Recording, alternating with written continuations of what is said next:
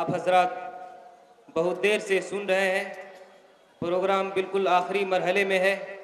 इश्क़ रसूल के नाम पर सजी हुई ये महफिल हमारे और आपके क़ुलूब को झिझोरती है कि जब हम यहाँ से उठें तो दिल में इश्क़ नबी का जज्बा लेकर के उठें।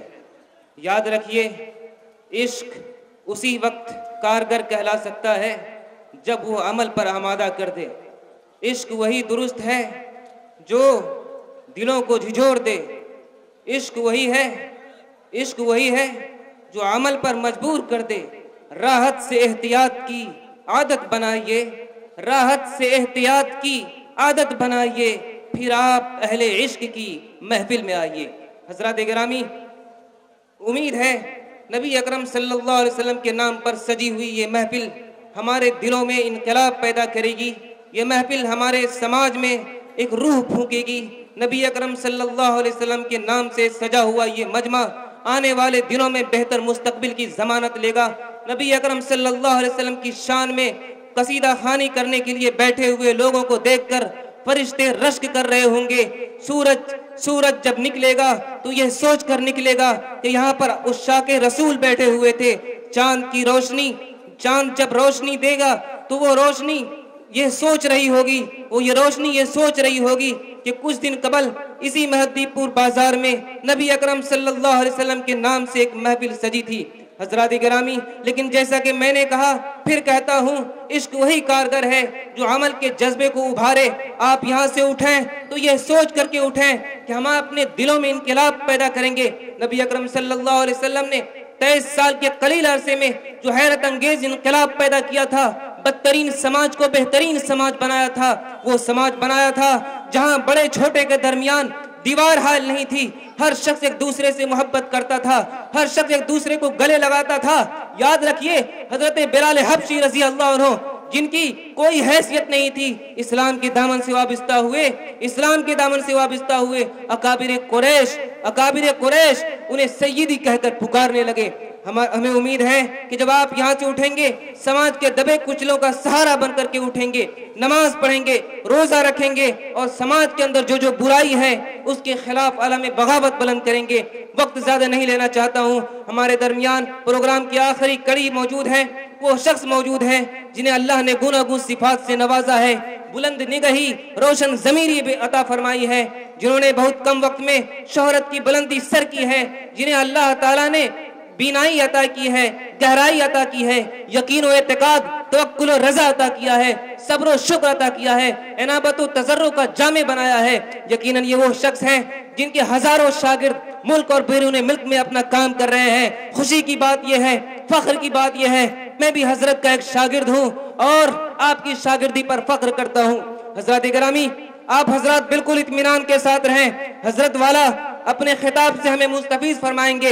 याद रखिए, हजरत बहुत ज्यादा बोलते नहीं हैं, बहुत ज्यादा बोलने के आदी नहीं हैं, लेकिन जो कुछ बोलते हैं दिल से बोलते हैं और दिल को खिताब करते हैं। उम्मीद है आप हजरत सुकून और इत्मीनान के साथ, संजीदगी और मतानत के साथ हजरत मौलाना अंजार आलम कासमी दामत बरकातुहुम की बात को सुनेंगे। हजरत नायब काज़ी शरीयत है इमारत शरिया के और कज़ाया इमारत शरिया, जो इंतहाई अहम तसनीफ समझी जाती है उमूर क़ज़ा में, उसके मुरत्तिब भी हैं। हम हजरत से दरख्वास्त करते हैं कि आप तशरीफ लाएं और थोड़ी देर, बल्कि आप हस्बे सहूलत जहाँ तक हो सके हम सामईन के क़ुलूब को मुजल्ला व मुसफ़्फ़ा फरमाएं। बिस्मिल्लाहिर्रहमानिर्रहीम। या अय्युहन्नासुत्तक़ू या अय्युहल्लज़ीना आमनुत्तक़ुल्लाह वक़ूलू क़ौलन सदीदा युस्लिह लकुम अअमालकुम व यग़फिर लकुम ज़ुनूबकुम व मन युतिइल्लाह व रसूलहु फ़क़द फ़ाज़ फ़ौज़न अज़ीमा। मोहतरम सदर इजलास, उलमाए किराम, हाज़रीन, अल्लाह रब्बुल आलमीन का बड़ा करम है कि उस पाक परवरदिगार ने हम सब को नबी पाक सल्लल्लाहु अलैहि वसल्लम की निस्बत पर मुनक़िद होने वाली मजलिस में शिरकत का मौका अता फरमाया। मोहतरम बुज़ुर्गों, मैं अपनी बातों से पहले एक बात जो मेरी इस गुफ्तगू का हिस्सा नहीं है, मैं अर्ज़ करना ज़रूरी समझता हूँ। अभी हमारे पहले जनाब पप्पू जी MP साहब ने एक बात बार बार कही, जो मैं समझता हूँ कि हमारे बाज़ भाई के जहन में बैठ जाए और वो शिर्क के मुर्तकिब हो जाए। उन्होंने बार बार ये बात कही कि हम और मुसलमान नबी के बंदे हैं। मेरे मोहतरम बुजुर्गों, हम नबी के बंदे नहीं हैं, हम अल्लाह रब्बुल आलमीन के बंदे हैं। हम नबी सल्लल्लाहु अलैहि वसल्लम के पैरोकार हैं, हम नबी पाक सल्लल्लाहु अलैहि वसल्लम के मानने वाले हैं, हम ला इलाहा इल्लल्लाह मुहम्मदुर रसूलुल्लाह के पढ़ने वाले हैं। हमारा ईमान है कि हम अल्लाह के बंदे हैं और नबी पाक सल्लल्लाहु अलैहि वसल्लम अल्लाह के रसूल हैं। इसलिए जिस भाई के जहन में भी ये बात बैठ गई हो कि हम नबी के बंदे हैं, वो अपने जहन से ये बात निकाल दें, हम अल्लाह के बंदे हैं।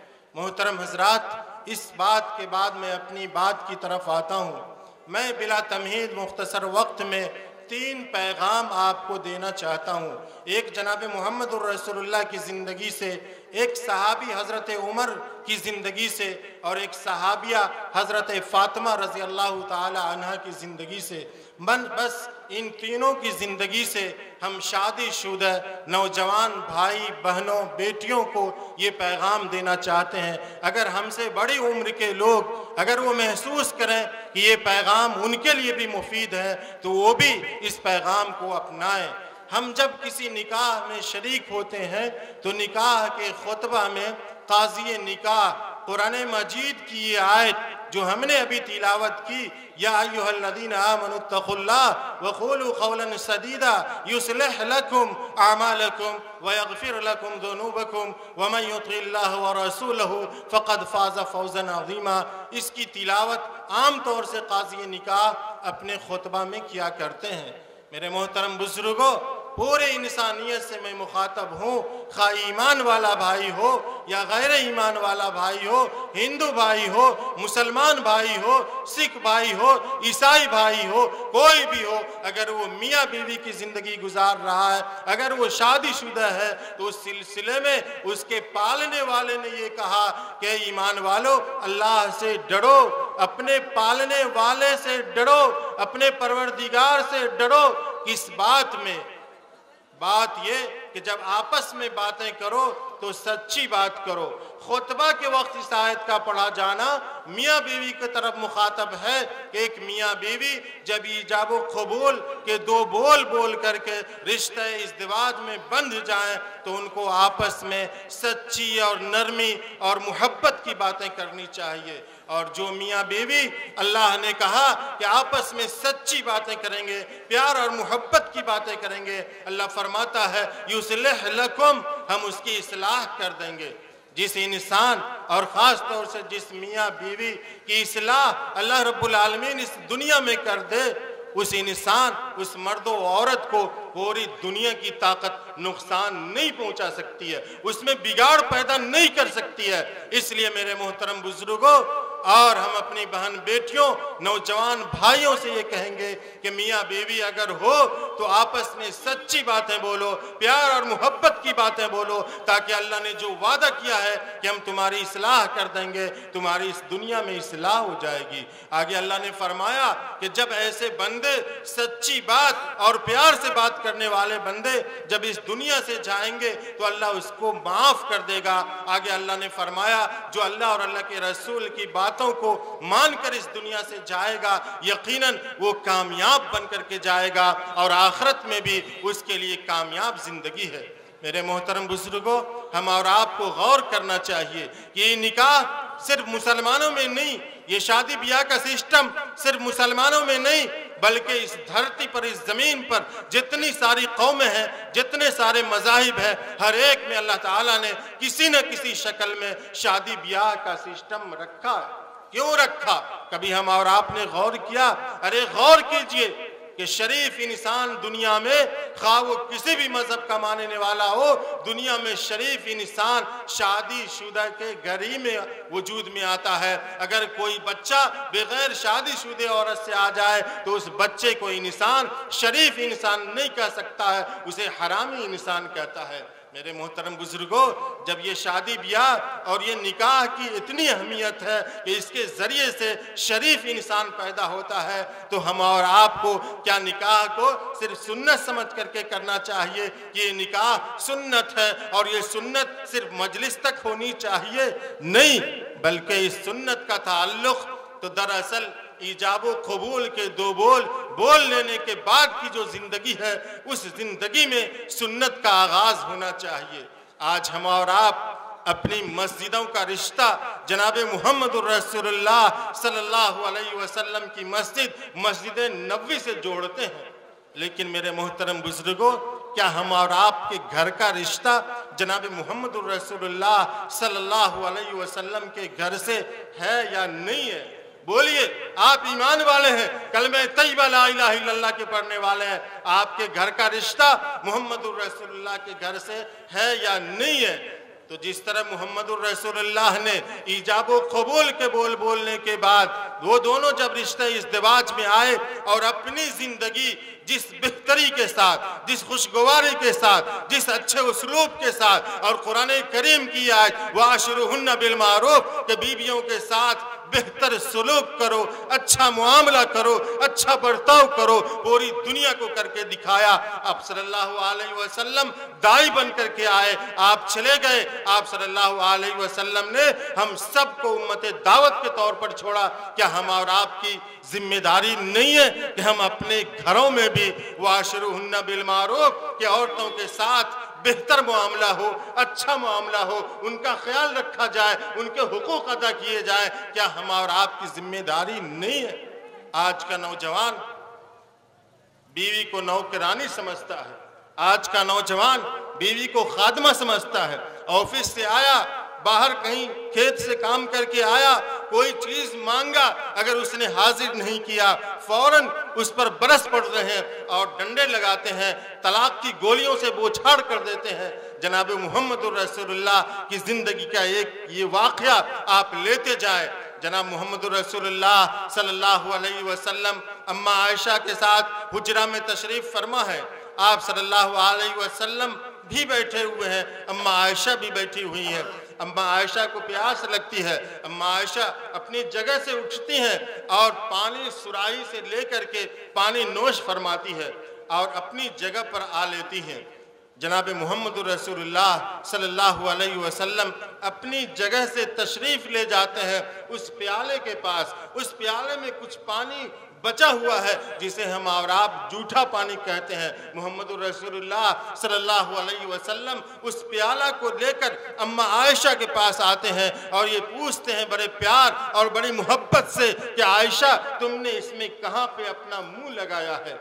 ऐ ईमान वालों भाई और इस धरती पे रहने वाले हर इंसान, आप अच्छी तरह से समझ सकते हैं ये 1400 साल पहले की बात है। उस वक्त जो बर्तन इस्तेमाल होता था वो आज की धातों की तरह नहीं था कि पानी फौरन अपना असर छोड़ दिया होगा, बल्कि जरूर पानी का असर बाकी होगा। लेकिन इसके बावजूद जनाब मुहम्मदुर रसूलुल्लाह अपनी बीवी से पूछते हैं कि बता आयशा, तुमने इस पे मुंह कहाँ लगाया है? अम्मा आयशा बताती हैं कि मैंने यहाँ पे मुंह लगाया है। जनाब मुहम्मदुर रसूलुल्लाह पर कुर्बान चाहिए कि आप अपनी बीवी की दिलजोई के लिए, बीवी की तसल्ली के लिए, बीवी को खुश रखने के लिए आप सल्लल्लाहु अलैहि वसल्लम ने वहीं पे अपना लबे मुबारक लगाया और पानी नोश किया।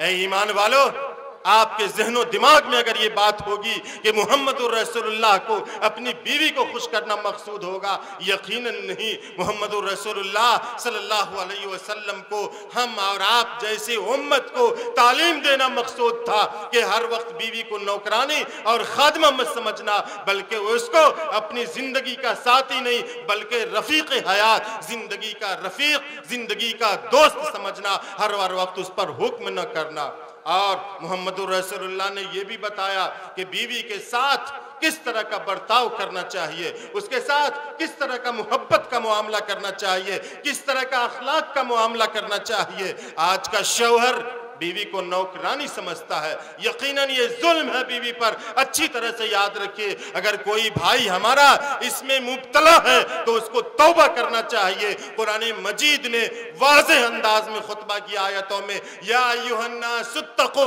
ऐ लोगो अल्लाह से डरो, खुतबा में पढ़ा जाता है। हिंदू हो या मुस्लिम, सिख हो या ईसाई, पैदा करने वाला अल्लाह ईश्वर ये कहता है कि बीवी के हुकूक के सिलसिले में अल्लाह से डरो, जिसने तुमको पैदा किया है उससे डरो। इसलिए ईमान वालों भाई और हर भाई को चाहिए कि वो बीवी के हुकूक के सिलसिले में अल्लाह से डरता रहे, उनके हुकूक के सिलसिले में हमा वक्त फिक्रमंद रहे। अगर कोई शख्स अपनी बीवी का हक अदा नहीं करता तो अल्लाह के यहाँ जालिम है, फासिक है वो इंसान। अल्लाह ताला ऐसे इंसान को माफ नहीं करेगा।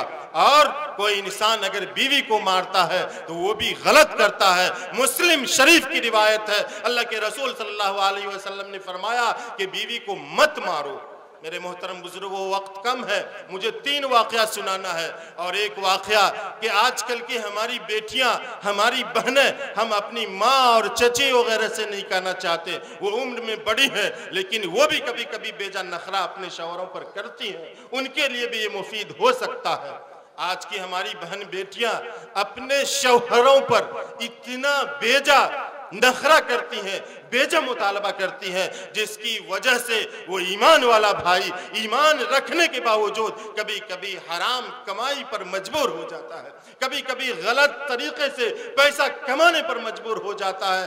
ऐ मेरी बहन बेटियों, तुम्हारे जन्नत की सरदार हजरत फातिमा रजी अल्लाह ताला अन्हा का ये वाक़या सुनो और गौर करो कि हजरत फातिमा और हजरत अली ने क़ौलू क़ौलन सदीदा, सच्ची बात आपस में बोल करके प्यार और मोहब्बत का रिवाज अपने घर में पैदा करके कैसी मोहब्बत हासिल की थी कि अम्मा हजरत फातिमा रजी अल्लाह ताला अन्हा खुद अपने घर का काम करती हैं। और आपको मालूम है कि आप सल्लल्लाहु अलैहि वसल्लम की लाडली बेटी, चहेती बेटी, जो पूरे कायनात जिनके लिए बने जनाब मुहम्मदुर रसूलुल्लाह के लिए, ये मुहम्मदुर रसूलुल्लाह की बेटी है। और मुहम्मदुर रसूलुल्लाह जिनके कदमों के नीचे पूरी दुनिया की दौलतें आती हैं और शाम तक तकसीम हो जाती है, लेकिन जब अपनी शहजादी का ये निकाह करने जा रहे हैं तो एक ऐसे फकीर गरीब मिस्कीन के साथ जिसके घर में कुछ भी नहीं है, और वो मिस्कीन, वो फकीर, वो गरीब हजरत अली रजी अल्लाह ताला अन्हु है, जो दुनिया में तो गरीब है, फकीर है, मिस्कीन है, लेकिन अल्लाह के यहाँ उनका मुकाम बहुत ही बुलंद है, बहुत ही बरतर है। मेरे मुहतरम बुजुर्गों, हजरत अली के घर जाती हैं, वहाँ कुछ भी नहीं, आटा खुद पीसती हैं, पानी खुद लाती हैं, सारा काम खुद करती हैं। हजरत फातिमा काम कर करके थक जाती हैं, पानी खींचने की वजह से हाथों में ठेला पड़ गया, और ठेला ही नहीं पड़ा बल्कि कुएं से वो रस्सी खींचने की वजह से वो हाथों के ठेले में खून भी बसा औकात निकल आता था। दोनों मियाँ बीवी ये मशवरा करते थे कि क्यों नहीं अब्बा हुजूर के पास इतनी सारी बांदियां, खादमा और नौकरें आते हैं, हम क्यों नहीं अब्बा हुजूर से जाकर के कहें कि खादमा दे दीजिए। हिम्मत करके जाती हैं, कह नहीं पाती हैं, कई दिन वापस आती हैं फातिमा, लेकिन एक दिन अम्मा आयशा के सहारे से, सौतेली माँ अम्मा आयशा के सहारे से अपने अब्बा के दरबार में ये सवाल लगाती है। अम्मा आयशा के जरिए ये कहा जाता है कि फातिमा के घर में कोई खादिम नहीं है, ये तकालीफ है। लेकिन मेरे मोहतरम बुजुर्गों, वो नबी जिस पे कुर्बान जाइए, वो मुहम्मदुर रसूलुल्लाह ने अपनी बेटी से क्या फरमाया। काश आज कोई बाप, आज कोई भाई अपनी बेटी से इस तरह फरमाता। वो बाप कहता है कि बेटी मैं तुझे कुछ बता दूं।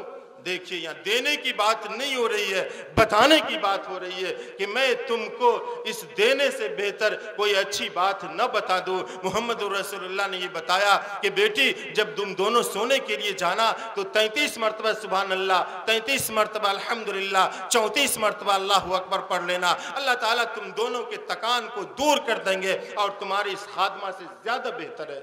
मेरे मोहतरम बुजुर्गों, क्या अगर आज हमारी बेटी, हमारी बहन जिसका शौहर नेक है, दीनदार है, अल्लाह के यहाँ मुकर्रब है, अल्लाह का वली है, अल्लाह का दोस्त है, और वो हलाल कमाई कमाना चाहता है, वो अपनी बीवी बच्चों को हलाल रिज़्क़ की परवरिश करना चाहता है, अगर वो बेटी, वो बहन अगर हमारे पास आ जाए तो हम क्या करते हैं? उसका हाथ पकड़ते हैं और किसी वकील के पास जाते हैं। ऐ लोगों, और ऐ खास तौर से मेरी पर्दा नशीब बहन बेटियों, जन्नत की सरदार हजरत हजरत फातिमा को देखो कि वो किस तरह परेशान होकर के अपने शौहर के सारा घर का काम करती हैं, लेकिन अपने अब्बा हुजूर के पास जाकर के, जो बादशाह वक्त हैं, जो तमाम अंबियाओं के सरदार हैं, जो तमाम लोगों में सबसे बेहतर हैं, लेकिन उनके पास एक हरफ शिकायत नहीं कर रही है। और जब मांगने गई तो मांग पूरी नहीं हुई, बल्कि कुछ विर्द बता दी गई। अगर आज हमारी बहन बेटियां अपनी तकालीफ पर, अपनी परेशानियों पर, अपनी शौहर के खिदमत पर अगर जनाब मुहम्मदुर रसूलुल्लाह का बताया हुआ ये नुस्खा इस्तेमाल कर दे तो यकीनन ये हमारा घर जो जहन्नम नुमा बनता जा रहा है, जिसका रिश्ता मुहम्मदुर रसूलुल्लाह के घर से है, लेकिन मुहम्मदुर रसूलुल्लाह के घर की कोई चीज उस घर में मौजूद नहीं है, वो घर बिल्कुल जहन्नम नुमा बन गया है। यकीन जानो मेरे नौजवान साथियों और नौजवान बहन बेटियों कि तुम्हारा घर भी अगर इस फार्मूले पर अमल कर लोगे, मुहम्मदुर रसूलुल्लाह की तरकीब पर अमल कर लोगे, तो तुम्हारा घर अनकरीब जन्नत नुमा बन जाएगा। और जब मियाँ बीवी में मोहब्बत का मामला होता है, प्यार का मामला होता है, अच्छे अखलाक का मामला होता है, अल्लाह भी खुश होता है और ऐसे मियाँ बीवी को अल्लाह ताला इस दुनिया में खुशहाल बना देता है।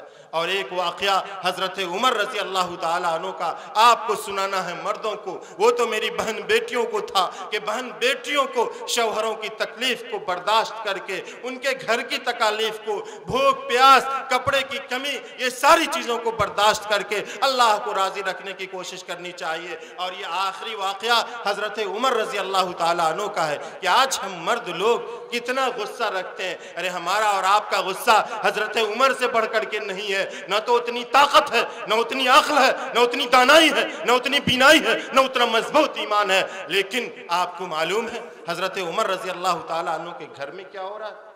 हजरत उमर रज़ी अल्लाह ताला अन्हु के ज़माने में जब वो अमीरुल मोमिनीन थे, एक सहाबी की बीवी बहुत ही तेज जबान थी, हर वक्त लड़ाई झगड़ा करती रहती हैं। जैसे हर मोहल्ला में एक दो औरत होती है कि जब शौहर आया वो 10 तरह की बातें सुनाना शुरू कर देती है। वो शौहर कहाँ से आया, किस हाल में आया, बस उनके अपने मुतालबात चाहिए, उनके नखरे चाहिए, वो फौरन सुनाना शुरू कर देती हैं। इसी तरह उनकी भी बीवी थी। वो सहाबी बहुत परेशान हुए, बहुत से लोगों से मामला को हल करने की कोशिश की, लेकिन मामला हल नहीं हो सका। उनको ये जहन में आया कि अमीरुल मोमिनीन हजरत उमर तो इतने सख्त हैं उसूल पर और इतने गुस्सावर हैं, इतनी बहादुर हैं कि वो जब जिस गलियों से गुजरते हैं शैतान भी भाग जाता है, तो मेरी बीवी ज़रूर उनकी डांट और डपट से समझ जाएगी। जब वो आए हजरत उमर के पास तो हजरत उमर रज़ी अल्लाह ताला अन्हु का दरवाज़ा बंद था, लेकिन अंदर से उनकी बीवी की तेज़ तेज़ आवाज़ आ रही थी, जो अपने शौहर हजरत उमर रज़ी अल्लाह ताला अन्हु पर बरस रही थी, डांट रही थी, बहुत नाराज़ हो रही थी, बहुत चीख चीख करके चिल्ला रही थी। हजरत उमर रज़ी अल्लाह ताला अन्हु के घर का ये मामला देखकर वो सहाबी उल्टे पांव चल दिया कि जिस मर्ज की दवा के लिए मैं यहाँ आया था वो मेरे मर्ज से तो बड़ा मर्ज इनके घर ही में है, ये क्या मेरे मर्ज का इलाज करेंगे। जैसे ही वो बाहर निकले किसी काम से, हजरत उमर निकले, हजरत उमर ने देखा कि एक साथी आया था वापस जा रहा, आवाज दिया। जब आवाज दिया तो वो वापस आए, पूछा क्या बात है? कहा मैं जिस बीमारी की दवा के लिए आया था वो बीमारी आपके घर में हमारी बीमारी से भी बड़ी है, इसलिए आप मुझको क्या दवा बताइएगा। हजरत उमर ने पूछा, इसरार किया, तो उन्होंने बताया। जब बताया तो हजरत उमर रजी अल्लाह ताला अन्हु ने जवाब दिया, वो हम तमाम चाहे वो जिस मजहब का मानने वाला भाई हो, हिंदू हो, मुस्लिम हो, कोई भी हो, अगर वो शौहर है तो उस शौहर को ये बात समझनी चाहिए, उसके दिमाग में ये बात आनी चाहिए कि हजरत उमर जिनके बारे में इस मुल्क के बादशाहों ने, नेहरू ने कहा था कि अगर इस मुल्क में इंसाफ कायम करना है तो उमर जैसा कानून लाना पड़ेगा। इतने इंसाफवर बादशाह थे। हजरत उमर ने उनको जो जवाब दिया वो सुनिए। हजरत उमर ने कहा कि मेरे भाई, बड़ी शफकत से उनको समझाया, ये मेरी बीवी मेरे घर में झाड़ू लगाती है, मेरे लिए रोटी बनाती है, मेरे कपड़े को साफ करती है, मेरे बिस्तर बिछाती है, है, मेरे चादर को साफ करती है, मेरे बच्चों का ख्याल रखती है, मेरे घर की तमाम ज़रूरियात को पूरा करती है। और जब मैं बाहर से आता हूँ ये दिन भर की थकी होती है, और अगर इसने अपने थकान को चंद जुमले बोल करके अगर उस थकान को उतारने की कोशिश किया तो एक मर्द होने की हैसियत से क्या हमारी ये जिम्मेदारी नहीं बनती है कि हम उनकी बातों को बिल्कुल खुश अखलाकी से सुने और हिकमत से उसको हल करने की कोशिश करें। ए ईमान वालों, अगर हजरत उमर रजी अल्लाह ताला अन्हु के इस फार्मूले को मर्द अपना ले तो यकीनन उनके घर में किसी तरह की कोई खुराफात या कोई इख्तिलाफात नहीं हो सकता है। याद रखिए, ये जो मियाँ बीवी का रिश्ता होता है ये इंसान को दुनिया में आने का सबसे पहला जरिया है। अगर हमारा ये रिश्ता बेहतर रहा, नेक घर रहा, नेक खानदान वजूद में आएगा, और जब नेक खानदान वजूद में आएगा तो नेक मोहल्ला बनेगा, नेक समाज बनेगा, फिर पूरा मुआशरा नेक हो जाएगा। हिंदू हो या मुस्लिम, हर एक को अपने मियाँ बीवी के ताल्लुक से बेहतर जिंदगी गुजारने की कोशिश करनी चाहिए। और हर इंसान अगर अपने धर्म के मुताबिक इस दिवाजी जिंदगी मियाँ बीवी का जिंदगी गुजारने लगे तो भी बहुत से खुराफात खत्म हो जाएंगे। याद रखिए, कुरान करीम ने ये आखिरी बात कुरान की सुनिए कि कुरान करीम ने मियाँ बीवी को एक दूसरे का लिबास बनाया है। हम सब कुर्ता पैजामा जो जिसका लिबास से पहने हुए हैं ना, लेकिन इस लिबास में और मियाँ बीवी के लिबास में बड़ा फर्क है। ये लिबास जब पुराना हो जाता है या हमको कोई अच्छा मिल जाता है हम इसको बदल देते हैं, या फट जाता है तो हम इसको हटा देते हैं। लेकिन अगर बीवी पुरानी हो जाए तो वो बदलने की चीज़ नहीं, शौहर पुराना हो जाए तो वो बदलने की चीज़ नहीं, शौहर बीमार हो जाए वो बदलने की चीज़ नहीं, बीवी बीमार हो जाए वो बदलने की चीज़ नहीं। मेरे मोहतरम बुजुर्गों, जिस तरीके से ये लिबास इंसान के सारी खराबियों को, जिस्म के सारे अयूब को, सारे दाग को छुपाए हुआ है, और जिस तरीके से ये लिबास सर्दी गर्मी में इंसान की हिफाजत करता है, इसी तरीके से मियाँ बीवी एक दूसरे की इज्जत व आबरू की हिफाजत का लिबास है, एक दूसरे की राजदारी का लिबास है, एक दूसरे पर भरोसा का लिबास है, एक दूसरे को तकवा और तहारत की रहनुमाई का लिबास है। अगर हम मियाँ बीवी के रिश्ते को इस लिबास से देखेंगे तो यकीनन हमारा घर कामयाब होगा, हमारी जिंदगी कामयाब होगी, और हमसे जो नस्ल वजूद में आएगी वो दीनदार होगी, नेक होगी, तालीम याफ्ता होगी। अल्लाह ताला हम सबको कहने सुनने से ज्यादा अमल की तौफीक अता फरमाए। रब्बना तक़ब्बल मिन्ना इन्नका अंतस समीउल अलीम व तुब अलैना इन्नका अंतत तव्वाबुर रहीम। दरूद शरीफ पढ़ लीजिए और दुआ कर लीजिए। अल्लाहुम्मा सल्लि अला मुहम्मद व अला आलि मुहम्मद कमा सल्लैता अला इब्राहीम व अला आलि मुहम्मद कमा बारकता अला इब्राहीम व अला आलि इब्राहीम इन्नका हमीदुम मजीद। अल्लाहुम्मा अंतस सलाम मिनकस सलाम तबारकता या ज़ल जलाली वल इकराम। रब्बना ज़लमना अनफुसना व इन लम तग़फिर लना व तरहमना लनकुनन्ना मिनल ख़ासिरीन। रब्बना आतिना फ़िद दुनिया हसना व फ़िल आखिरति हसना व क़िना अज़ाबन नार। रब्बना हब लना मिन अज़वाजिना व ज़ुर्रिय्यातिना क़ुर्रता अयुन वजअलना लिलमुत्तक़ीना इमामा। रब्बिरहमुमा कमा रब्बयानी सग़ीरा। ए इलाहुल आलमीन, हम सब गुनहगार हैं, हम सब के गुनाहों को माफ़ फरमा दीजिए। अल्लाह, हम सब गुनाहों के समंदर में डूबे हुए हैं। अल्लाह, इस गुनाह के समंदर से निकाल कर नेकियों के समंदर में डाल दीजिए। अल्लाह, हम सब गलत रास्तों पर लगे हुए हैं। अल्लाह, हम आपसे सिरात मुस्तकीम मांगते हैं। एहदिना सिरातल मुस्तकीम।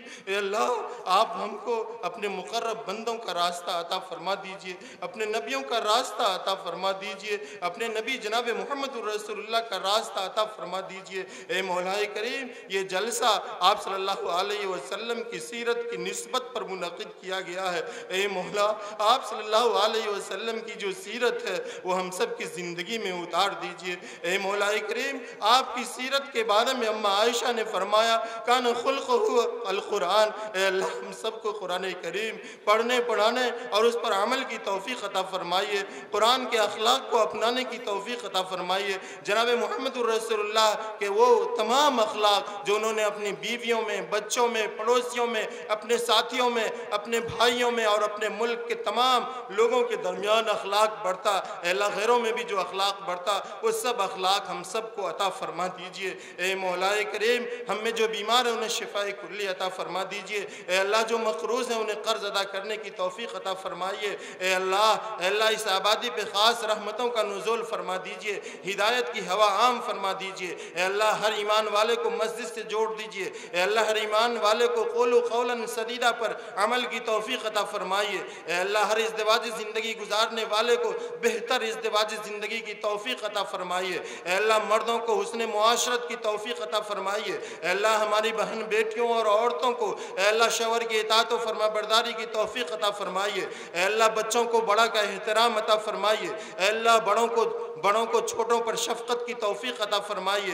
ए अल्लाह वालिदैन को बच्चों की तरबियत की तौफीक अता फरमाइए। ए अल्लाह बच्चों को भी अपने वालिदैन का एहतराम अता फरमा दीजिए। ए मौला अपना फ़ज़ल अता फरमाइए। ए अल्लाह अपना करम अता फरमाइए। ए अल्लाह हम सब के साथ खैर का फ़ैसला मुक़द्दर फरमा दीजिए। ए मौलाए करीम हम सब के साथ खैर का मामला मुक़द्दर फरमा दीजिए। ए मौलाए करीम हमारे तमाम भाई, खा हिंदू भाई हो या मुस्लिम भाई, खा बहन बेटियां हो या जो भी हो, ए मौलाए करीम उन सब के जायज़ मकासद को पूरा फरमा दीजिए। अल्लाह उन सब को हिदायत अता फरमा दीजिए। अल्लाह उन सब से आप राज़ी हो जाइए।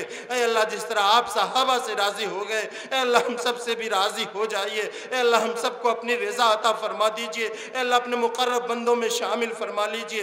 अल्लाह अपने नबी की सुन्नत पर अमल करने वाला बना दीजिए। ए मौला हमारे घर में कोई भी परेशानी है तो उसे दूर फरमा दीजिए। ए अल्लाह हम सब को ईमान से रिश्ता जोड़ दीजिए। ए अल्लाह हमारी नई नस्ल को अल्लाह ख़ास तौर से स्कूल कॉलेज में जो पढ़ने वाले बच्चे हैं, ए अल्लाह उन सब को दीनदार बना दीजिए। दीनी सिमतों में चलने की तौफीक अता फरमाइए। ए अल्लाह हमारी नस्ल को दीनदार बनाइए। अल्लाह जो मदारिस में बच्चे पढ़ रहे हैं, स्कूल में पढ़ रहे हैं, ए अल्लाह हर एक को इल्म नाफ़े, अमल साले और इल्म मतलूब अता फरमा दीजिए। ए अल्लाह ये जलसा जिन भाइयों ने मुनक़िद किया, ए मौलाए करीम अपने नबी जनाब मोहम्मद रसूलुल्लाह सल्लल्लाहु अलैहि वसल्लम की मोहब्बत की बुनियाद पर ए अल्लाह ये जलसा मुनक़िद किया। ए अल्लाह जिन भाइयों ने भी जिस तरह भी हिस्सा लिया हो, ए मौलाए करीम आप उनके हिस्सा लेने को ना देखिए अल्लाह, बल्कि उनको ये देखिए कि अल्लाह उन्होंने किस निस्बत पर हिस्सा लिया है। अल्लाह तेरे नबी की निस्बत का वास्ता अल्लाह उन तमाम भाइयों को कामयाब बना दीजिए। अल्लाह उन तमाम भाइयों को कामयाब बना दीजिए। अल्लाह इस जलसा को बामकसद बना दीजिए, खैर का ज़रिया बना दीजिए। अल्लाह खैर का ज़रिया बना दीजिए, नबी की सुन्नत की इशाअत का ज़रिया बना दीजिए। और उन तमाम भाइयों और अहले खैर हज़रात को अल्लाह उनके घर में भी, उनके उम्र में भी, उनके कारोबार में भी बरकत अता फरमा दीजिए। अल्लाह उनको सेहत में भी बरकत अता फरमा दीजिए। अल्लाह ये अच्छी चीज़ है, इनसे उनके रिश्ते को मजबूत बना दीजिए। अल्लाह ये तो तेरे नबी की सुन्नत के ताल्लुक़ से उन्होंने किया। अल्लाह हम आपसे दरख्वास्त करते हैं कि अल्लाह उनको मस्जिद से भी जोड़ दीजिए। अल्लाह जो भाई नहीं जुड़े हुए हैं अल्लाह उनको मस्जिद से भी जोड़ दीजिए। अल्लाह हम सब का दिल कीना से भरा हुआ है, हसद से भरा हुआ है, बुग़्ज़ व इनाद से भरा हुआ है। अल्लाह हम सब के दिल को उसी तरह साफ़ फरमा दीजिए जिस तरह आपने नबी पाक सल्लल्लाहु अलैहि वसल्लम के साथियों के दिल को साफ़ फरमाया। अल्लाह हम सब भी वही कलमा पढ़ने वाले हैं। अल्लाह को ईमान अता फरमा दीजिए। अल्लाह फिर आखिर में हम ये दुआ करते हैं कि जो तमाम भाई इसमें शरीक हुए या शरीक होने का इरादा रखते थे, अल्लाह उन सब के जायज़ मकासद को पूरा फरमा दीजिए। उनकी उम्र में, उनकी सेहत में, उनके घर में बरकत अता फरमा दीजिए। रब्बना तक़ब्बल मिन्ना इन्नका अंतस समीउल अलीम व तुब अलैना इन्नका अंतत तव्वाबुर रहीम व सल्लल्लाहु अला मुहम्मदिन व अला आलिहि व सहबिहि अजमईन बिरहमतिका या अरहमर राहिमीन।